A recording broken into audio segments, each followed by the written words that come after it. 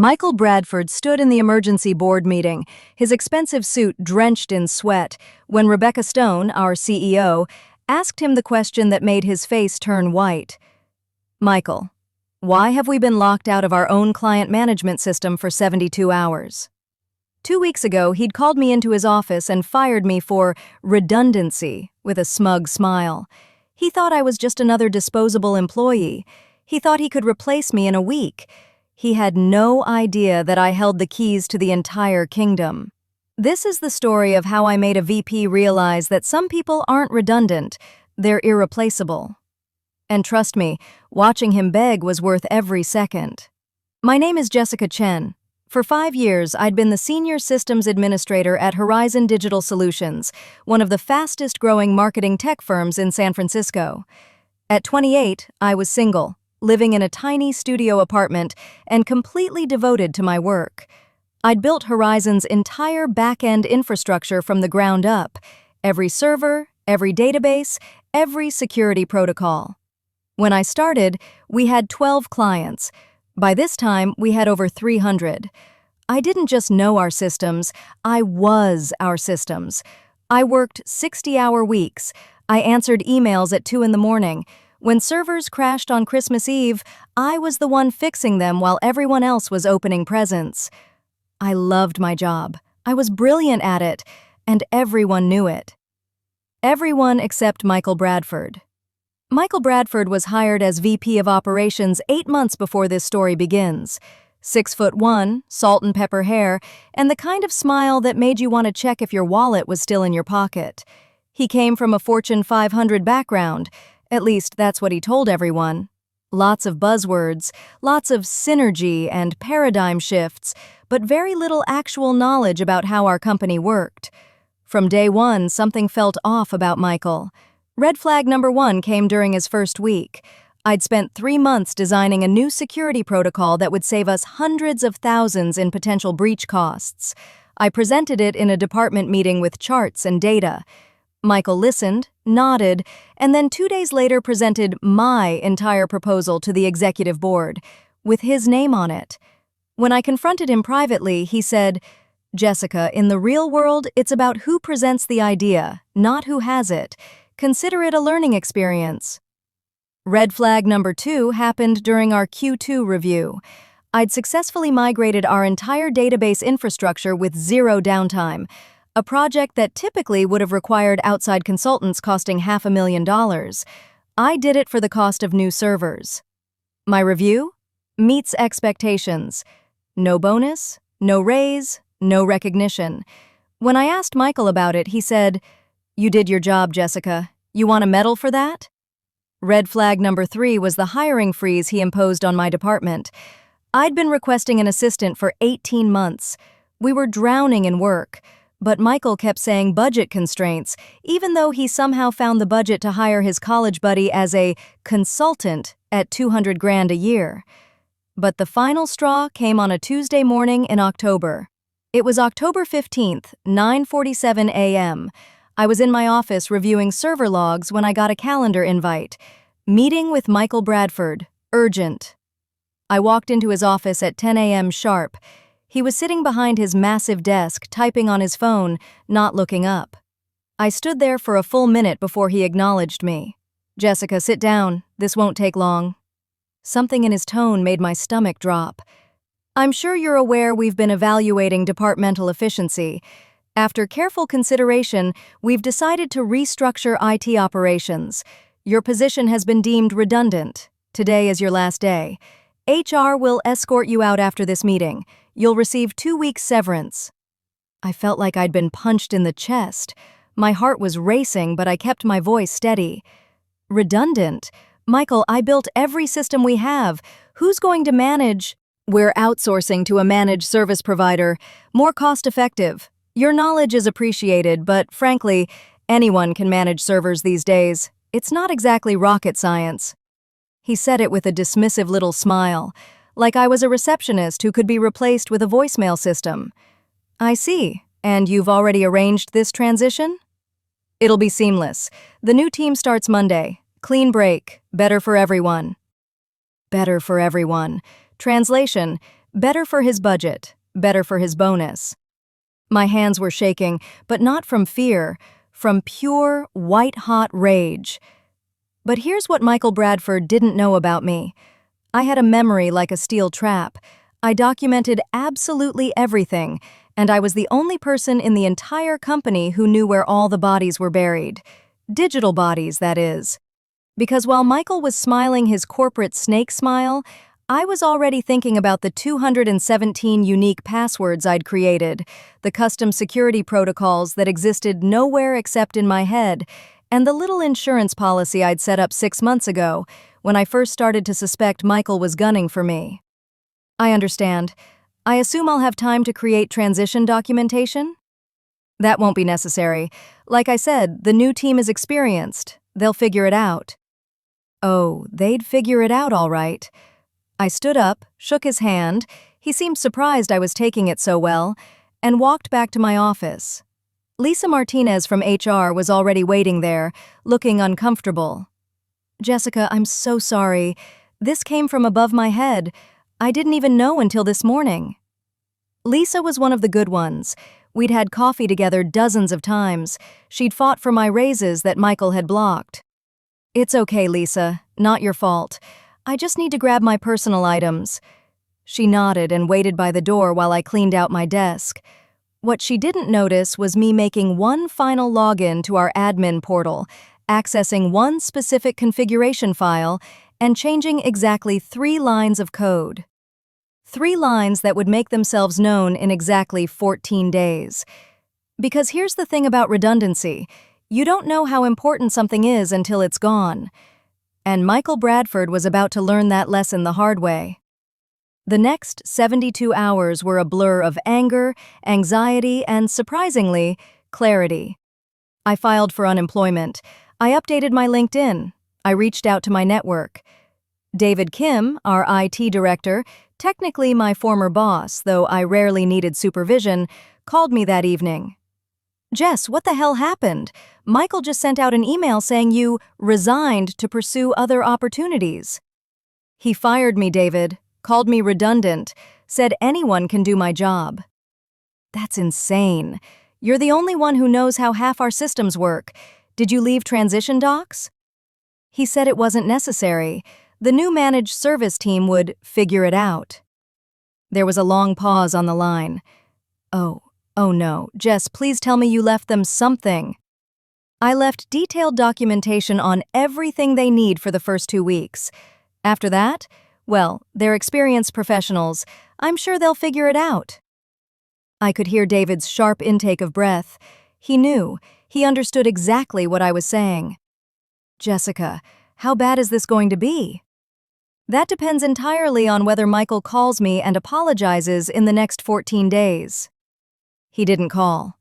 Over the next 2 weeks, I watched from the outside as Horizon's perfect little machine started showing cracks. Day 3, the new managed service team arrived. According to my friend Sophie, who still worked in marketing, they spent the first day trying to figure out which servers controlled what. Day 5, a minor glitch in the email system. Nothing catastrophic, but embarrassing.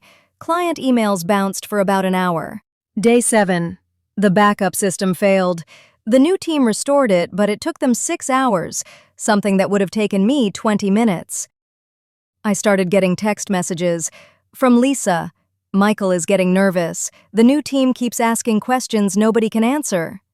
From David, "They want your cell number. I told them I'd ask you." I didn't respond to David. I wasn't being vindictive. Okay, maybe a little vindictive, but mainly I was proving a point. Michael said I was redundant. Michael said anyone could do my job. Let's see how that worked out. Day 10. I got a LinkedIn message from the managed service team lead, Mark Stevens. "Hi, Jessica. We're handling the transition at Horizon.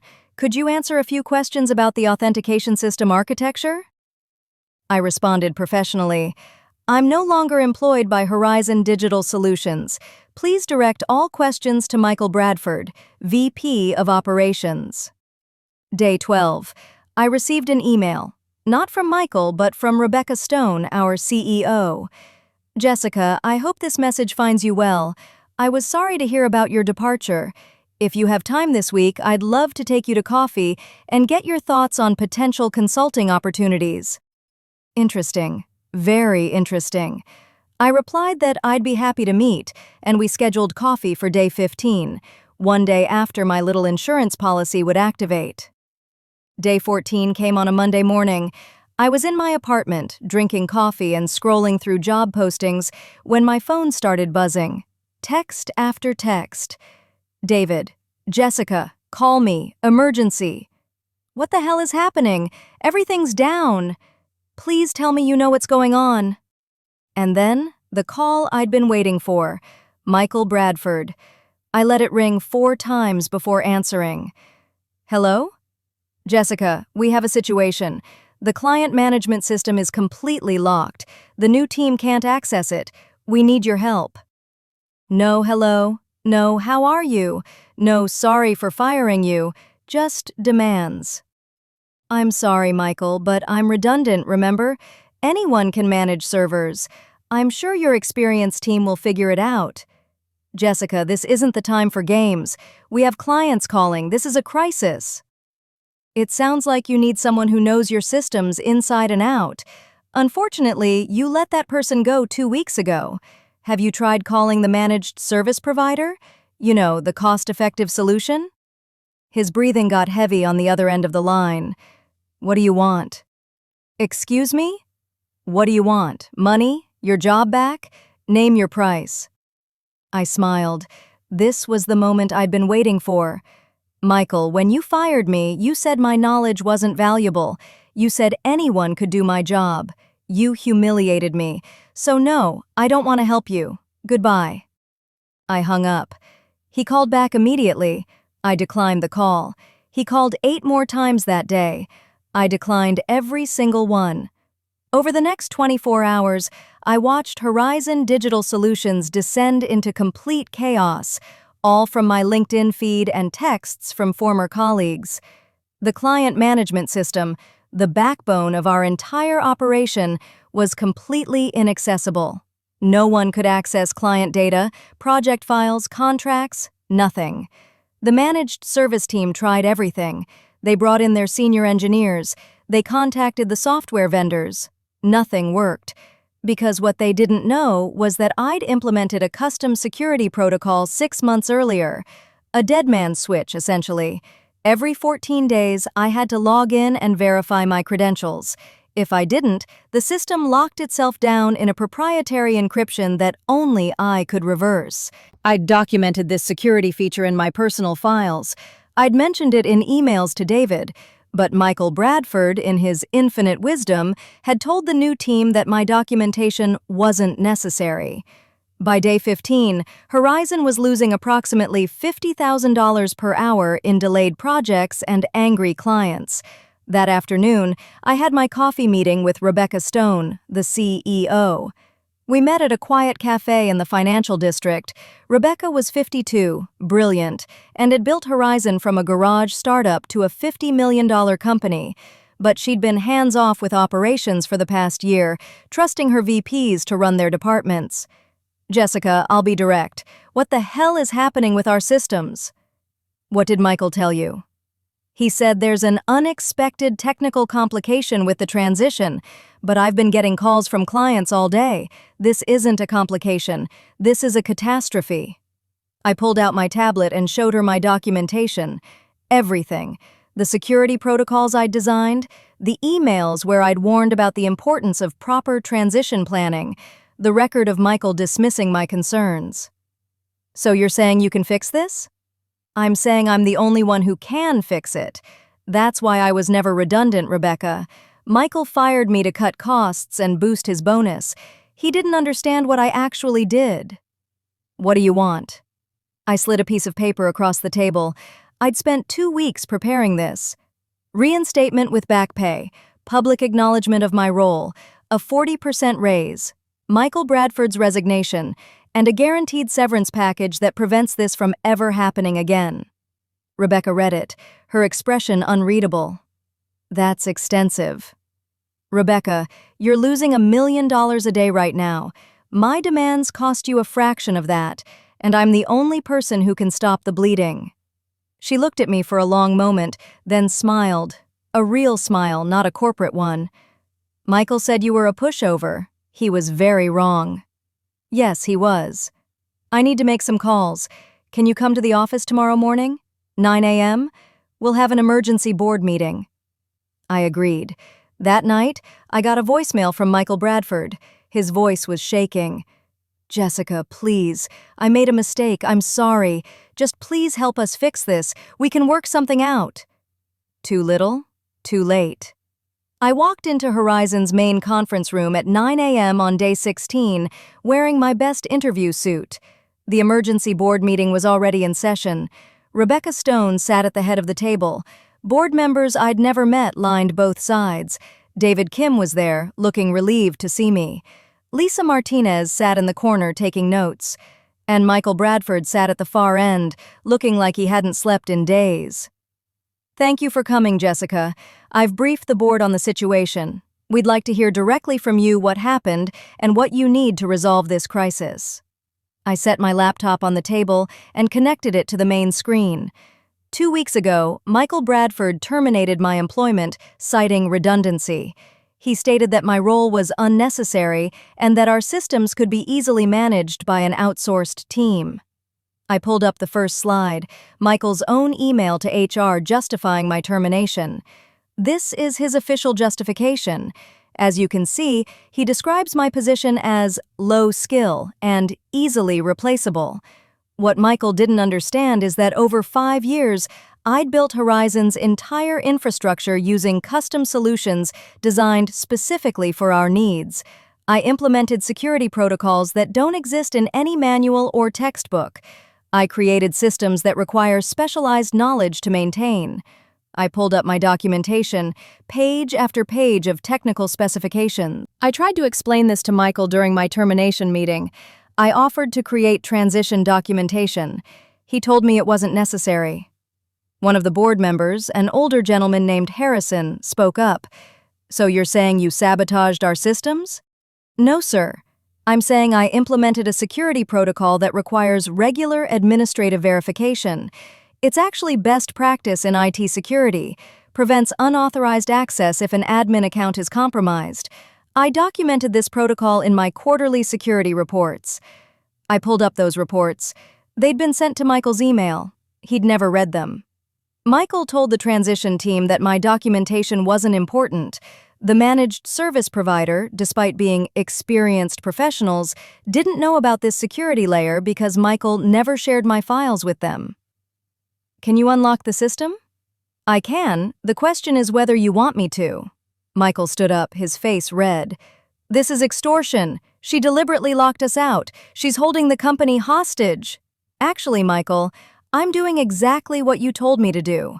You said I was redundant. You said anyone could manage these systems. I'm simply letting your solution play out.